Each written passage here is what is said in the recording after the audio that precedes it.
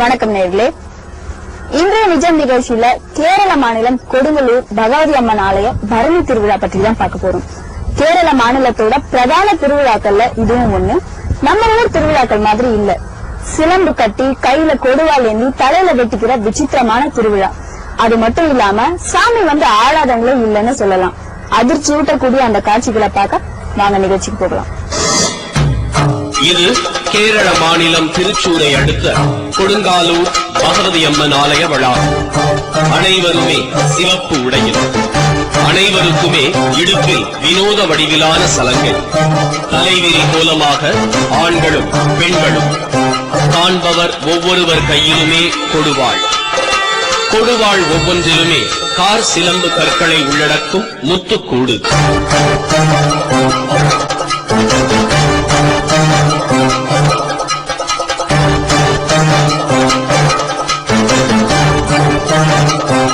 நாங்களா அம்பலத்திலேக்கு போகணும். நாங்க கோவிலுக்கு போயிட்டு இருக்கோம். இந்த கோவில்ல மஞ்சளும் குருமிளகும் ரொம்ப விசேஷம். வீட்டுல இருக்கிற சின்ன குழந்தைகளுக்கு இந்த மஞ்சளும் குருமிளகும் டிஸ்ட்ரிக் அடிச்சுட்டு கோவில் இருக்கிற பள்ளி மேடையில போட்டுடுவோம். அப்புறம் காவு தீண்டல் நிகழ்ச்சியில கலந்துக்குவோம். கோவில 4 முறை சுற்றி வர நிகழ்ச்சி தான் காவு தீண்டல். அதுக்கு முன்னாடி காயல் குறி நிகழ்ச்சியில கலந்துக்குவோம். இது முக்கியமான நிகழ்ச்சி. ரொம்ப ரொம்ப அற்புதமானதுங்க கொடுங்கலூர் அம்மா பகவதி. நாங்க வால்பாறை தொகுதியில முடியுங்க. அங்கிருந்து நிறைய மக்கள் வந்து இந்த அம்மா ரொம்ப நல்லது செஞ்சிருக்கிறாங்க. குழந்தை இல்லாதவங்களுக்கு, தொழில் இல்லாதவங்களுக்கு, எல்லாமே நல்ல காரியம் நடக்காம இருக்கிறவங்களுக்கு, ஏதாவது பிரச்சனைகள் நோய் நொடியை தீர்த்து இருக்கிறாங்க. நல்ல செழிப்பா சந்தோஷத்தை கொடுத்திருக்கிறாங்க. எந்த காரியம் எடுத்தாலும் நல்லா வழிபட்டு அவங்க எலுமிச்சம்பழம் மாலையும் நல்ல பொங்கலும் எல்லா கடவுள் வழிபாடு செய்து ஆண்டுக்கு ஒரு தடவையும் வருஷம் நாங்க இங்க வாரதுண்டு. Bharathiya university college BA English first year படிக்கிறேன். நான் சேர்ந்து கொடுங்கூர் போயிட்டு இருக்கேன். அதனால உறைஞ்சிட்டு பின்ன தம்புராங்கிட்ட இருந்து வாழ் வாங்கி வெட்டிட்டு வருஷம் நான் சாமியா அலங்கரிச்ச மாதிரி போவேன். எனக்கு எல்லாரும் இருந்துட்டு பண்ணுவாங்க. அந்த சாமி கிட்ட வாங்குறது வருஷம் எனக்கு கிடைக்கும். அதனால இப்படி எனக்கு 2 வாழ் வழிபாடு வந்துச்சு. இனி சாகர் வரை இது என்னோட இது கன்னியூ பண்ணுறேன். என்னோட பரம்பரையாவும் இது கன்னியூ ஆகிட்டே தான் இருக்கும்.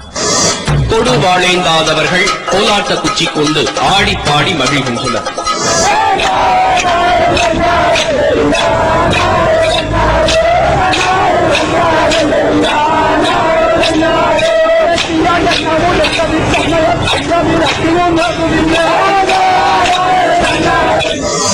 கொடுங்காலூர் பகவதி அம்மனுக்கான பரணி திருவிழா காட்சிகள் இவை. ஆண்டுதோறும் விரதமிருந்து மாலை அணிவித்து கொடுவாளேந்தி நேர்த்திக்கடன் செலுத்த ஆயிரக்கணக்கானோர் குவிந்திருக்கின்றனர். கேரளம் மட்டுமல்ல, தமிழகம், ஆந்திரம் என பல மாநில பக்தர்களும் பெரும் எண்ணிக்கையில் திரண்டிருக்கின்றனர். பேராலயம் ஏதும் இல்லை. வெட்டவெளி வனாந்திரமே திருக்கோவிலாக திகழ்கிறது. செம்பட்டு சாத்துதல் என்பது திருவிழாவின் தொடக்கம். சிலையே இல்லாத ஆலயத்தில் செம்பட்டு பூசுதலா? செந்நிற துணி கீழே விரிக்கப்படுகிறது. அம்மே சரண கோஷங்களுடன் செந்நிற துணி காணிக்கைகளால் நிறைகின்றன.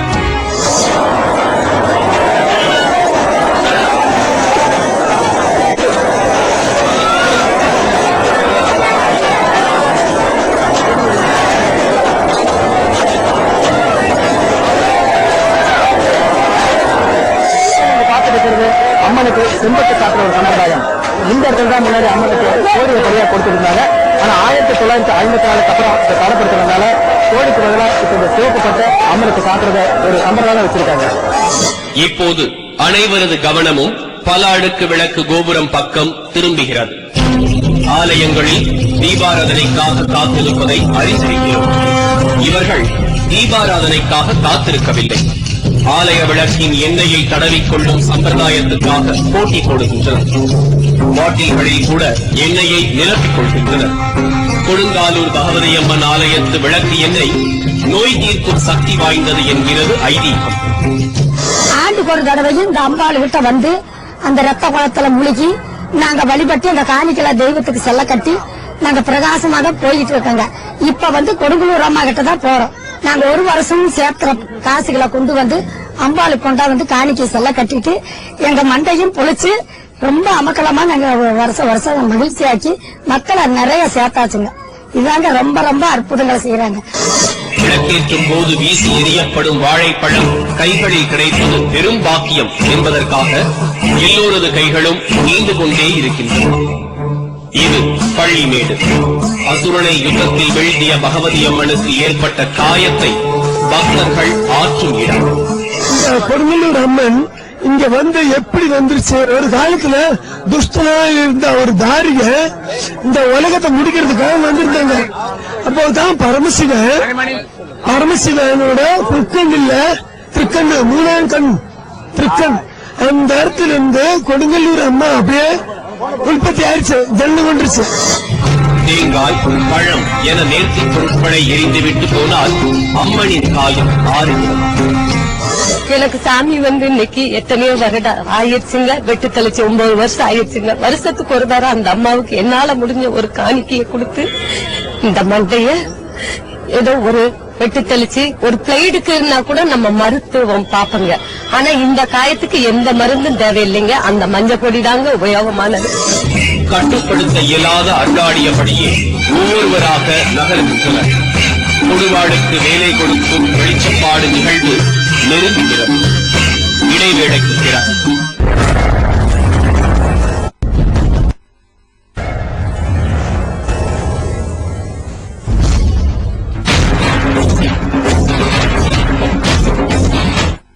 கேரளத்து கொடுங்காலூர் தமிழகத்துடன் தொடர்பு கொண்ட சரித்திரத்தை தன்னுள் கொண்டது. சோழ நாட்டு கண்ணகி பாண்டிய நாட்டு மதுரையை எரித்து சேர நாட்டு, அதாவது கேரளத்து கொடுங்காலூரில் தான் சாந்தமடைந்தார் என்கிறது காப்பிய வரலாறு. கொடுங்காலூர் பக்தர்கள் கையிலேந்திய முத்துக்கூடு கொண்ட கொடுவாள்களும், இடுப்பில் கட்டிய சலங்கைகளும், காலில் கட்டிய கார் சிலம்புகளும் കാപ്പിയ കാഴ്ചകളെ കൺമുന്നേ നിൽക്കുന്നു. ഈ നിൽക്കുന്ന സമയത്ത് ഞാൻ ഇങ്ങനെ നിൽക്കണ്ടാവും, എന്റെ പെരുതലിൽ ഒരു തുള്ളൽ ഇങ്ങനെ വന്നുകൊണ്ടിരിക്കും. அருள் வரும்போது கால் கட்டவரில் இருந்து ஒரு சக்தி கிளம்பி தோலுக்கு வர்ற மாதிரி இருக்கும். പിന്നെ കാല് നിലത്ത് നിൽക്കില്ല. அப்புறம் உள்ள இருந்து ஒரு சத்தம் வெளியில பெருசா கேக்குற மாதிரி இருக்கும். உள்ள காளியம்மன் அருள் இருக்கும்போது தலையில வெட்டினா தெரியாது. பயந்து அதை தடுக்க முயற்சி பண்ணா கூட தடுக்க முடியாது. நமக்கு இருக்கிற பிரச்சனைகளுக்கு தகுந்த மாதிரி விட்டு விடும். 3 முறை, 6 முறை, ஏன் சில சமயம் 10 முறை கூட விட்டு விடும். கண்ணகியின் தலைவிரி கோல காட்சியை கொடுங்காலூர் பக்தர்களிடம் காண முடிகிறது. ஆண்களாக தோற்றமளிப்பவர்கள் கூட பெண்கள் போல் தலைவிரி கோலமாக காட்சியளிப்பது வியப்பளிக்கிறது. கொடுவாளுக்கு வேலை கொடுக்கும் நேர்த்திக்கடன் நிகழ்வு வெளிச்சப்பாடு. வெளிச்சப்பாடு என்பது விளக்கேற்றுதல் போலவோ பள்ளி மேடையில் நேர்த்தி பொருள் எரிதல் போலவோ இருக்கும் என்ற நம்பிக்கை அகர்கிறது. பெரியவர்களான இவர்கள் தம்பிரான்கள். இவர்களிடம் ஆசி பெறும் காட்சி எதற்கு தெரியுமா?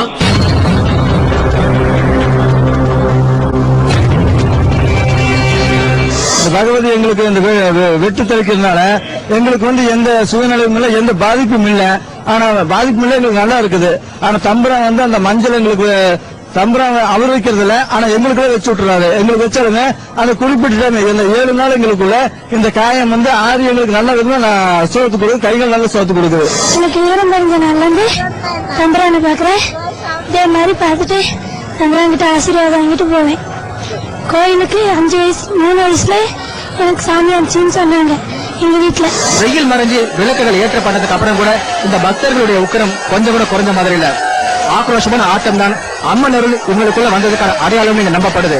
அப்படி தண்ணிலை மருந்து ஆடுறவங்க கையில அறிவாளை கொடுத்து அவங்களை வெட்ட வைக்கிறதா வெளிச்சப்பாடு அப்படின்னு சொல்லக்கூடிய தலைமை சாமியோட முக்கிய வேலை. அதுதான் இந்த திருவிழாவுடைய ஒரு சிறப்பம்சம். உச்சபட்ச அருளில் கொடுவாளினால் நடுமண்டையில் வெட்டிக் கொள்வதற்காக ஒரே ஒரு முறை வெட்டிக் கொள்வது போன்ற பாவனை அல்ல. அருளின் மகிமையில் 3 முறை வெட்டிக் கொள்கிறார். வெட்டுப்பட்ட இடத்தில் இருந்து ரத்தம் வழிந்தோடுகிறது. அருளாட்டம் குறைந்தபாடி தம்பிரான்களால் ஆசீர்வதிக்கப்படுகின்றனர். இன்னொரு பெரிய தம்பிரானிடம் தலையை நீட்டுகின்றனர். மஞ்சள் பத்து போட்டு ஆசீர்வதிக்கப்படுகின்றனர். கொடுங்காலூர் பக்தர்கள் பலருக்கும் நடுமண்டையில் வெட்டு தழும்பு இருக்கிறது. நாங்க கோயம்புத்தூர்ல வர்றோம். இங்க இந்த நிகழ்ச்சி ஏற்கனவே கேள்விப்பட்டிருக்கோம். இங்க நடக்கிறது தான் ஃபர்ஸ்ட் டைம் வர்றோம். இங்க பாக்குற போது மண்டையில அப்படியே வாள் எடுத்து அடிச்சுக்கிறாங்க. அப்படியே ரத்தம் அப்படியே ஒழுகுது. அப்படியே அது பாக்குறதுக்கே வந்து ஒரு திகிலா இருக்கு. இந்த கோயம்புத்தூர்ல தமிழ்நாட்டுல வந்து இந்த மாதிரி ஒரு நிகழ்ச்சி வந்து இது வரைக்கும் நான் பார்த்ததில்லை. இங்கதான் வந்து ஃபர்ஸ்ட் டைம் பாக்குறோம். பாக்குறதுக்கே வந்து ஒரு திகிலா இருக்கு. பயங்கர ஒரு அப்படியே சிலுக்கு உடம்புல அப்படியே நின்று நினைக்க அப்படியே அடிக்கிறாங்க. அப்புறம் மஞ்சள் பொடி போடுறாங்க. அப்படியே போயிடுறாங்க, பக்தியில போயிடுறாங்க. ஃபர்ஸ்ட் டைம் தான் வந்திருக்கிறது. ரொம்ப திகிலா இருந்துச்சு. ரொம்ப அதிர்ச்சியான காட்சி தான் பார்த்தது. எல்லாரும் சொல்றது ரொம்ப இங்க வந்து பாக்கணும்னு சொன்னாங்க. வீட்டுல இருந்து எங்க அப்பா அம்மா எல்லாம் வருஷம் வருவாங்க. நான் ஃபர்ஸ்ட் டைம் தான் வந்திருக்கிறது. ரொம்ப திகிலா இருந்துச்சு. மண்டையெல்லாம் வெட்டுறது, வால்ல இந்த ரெட் கலர்ல பட்டு எல்லாம் போட்டு ரொம்ப நல்லா இருந்துச்சு காட்சி எல்லாம் பாக்குறதுக்கு. ஆண்டுதோறும் தலையில் வெட்டிக் கொள்வதற்காகவே வருபவர்கள் ஏராளம். ரத்தம் முகத்தில் வழிந்தோடும் நிலையில் ஆலய வளாகத்தை வலம் வருகிற பக்தர்களும் ஏராளம். இரவு நேரம் நெருங்க பல்லாயிரக்கணக்கான பக்தர்களின் சங்கமத்தில் திணறுகிறது கொடுங்காலூர் பகவதி அம்மன் ஆலய வளாகம். மறுநாள் பகவதி அம்மன் ஆலயத்தின் உச்ச திருவிழாவுக்காக அனைவரும் காத்திருக்கின்றனர். பிரம்மி கூட்டும், காயல் குழி நிகழ்வும், வீராபத்து நிறைந்த காவு தீண்டல் காட்சிகளும் இடைவெளிக்கிறார்.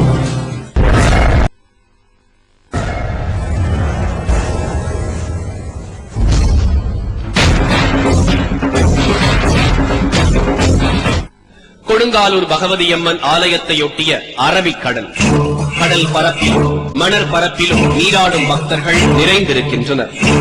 மறுநாள் காலையில் நீராடுவது காயல் குழி. மணற் பரப்பிலும் கூட மகிழ்ச்சியாட்டம் களை கட்டுகிறது.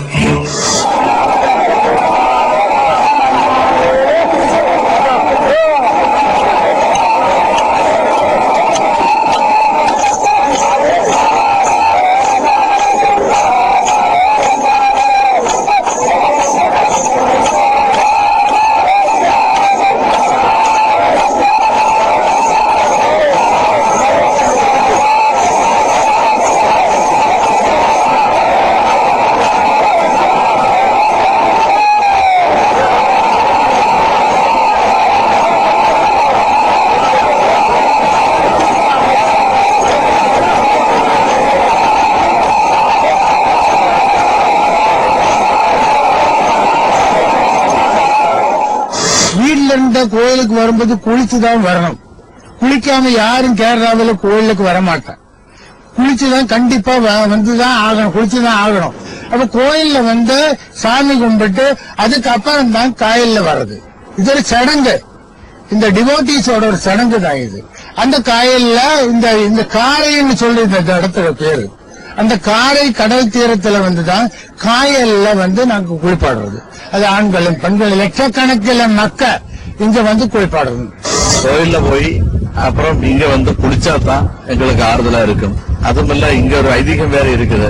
இந்த கோயில மனசு சுத்தம் இல்லாதவங்க கோயிலுக்கு வந்தாலும் வேற ஏதாவது பண்ணாலும் இந்த கடல்ல குளிக்கும் போது அது இழுத்துட்டு போகுங்கிற ஒரு இது இருக்குது. அதனால நாங்க எல்லாம் வரும்போது பயபக்தியோடு தான் வருவோம். வந்து நல்லா அதெல்லாம் குளிச்சு சமாதானப்பட்டு இங்கே சமைச்சு சாப்பிட்டு நாங்க திருப்பி போயிடுவோம்.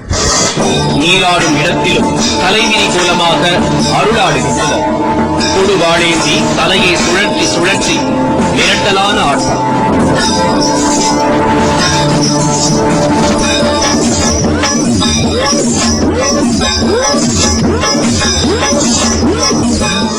இந்த 2 நாள் திருவிழாவோட முக்கிய நிகழ்வான காவு தீண்டல் அப்படின்ற ஒரு உச்சக்கட்ட நிகழ்ச்சிக்கு தான் நம்ம இப்ப வந்திருக்கோம். இந்த காவு தீண்டல் நிகழ்ச்சியின் போது பக்தர்கள் ரொம்ப ஆக்ரோஷமாவும் ஆவேசமாவும் அவங்க கையில இருக்கிற கத்தி மற்றும் கம்புகளோடு இந்த ஆலயம் முழுக்க வலம் வருவாங்க. அப்படி வலம் வரும் நேரத்துல அவங்க ஆவேசமா சுத்தக்கூடிய அந்த கத்தி பக்கத்துல இருக்கிறவங்க மேல கூட படுறதுக்கு வாய்ப்பு இருக்கு. அதனாலதான் கொஞ்சம் எச்சரிக்கையோட நம்மளும் கொஞ்சம் தள்ளி இருந்து அந்த நிகழ்வை வேடிக்கை பார்த்திருக்கோம். பரணி திருவிழாவின் இறுதி கட்டம் காவு தீண்டல். காவு தீண்டல் நேரம் நெருங்குவதை எச்சரிக்கையோடு சொல்லப்படுகிறது. பல்லாயிரக்கணக்கான பக்தர்கள் குழுமி இருக்கின்றனர். காவு தீண்டல் நேரம் நெருங்குகிறது. இடுமென பேரிரைச்சலுடன் சரண கோஷம் கேட்கிறது.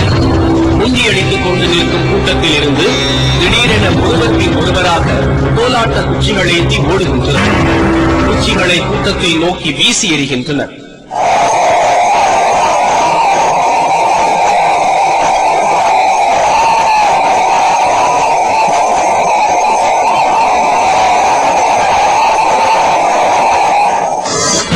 இவர்கள் ஓடிக்கொண்டிருக்கும் போதே நடுக்கூட்டம் மண்டபத்தில் இருந்து பொது வாழேந்திய நிலையில் ஒரு குழு ஓடத் தொடங்கினர்.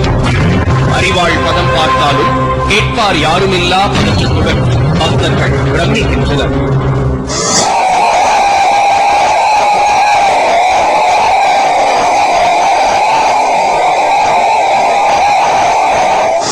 திடீர் திடுமென திசைக்கொரு மூலையில் இருந்து கொடுவாள் சகிதம் புறப்பட்டு கோவில் வளாகத்தை வலம் வந்து வெளியேறுவதுதான் காவு தீண்டல்.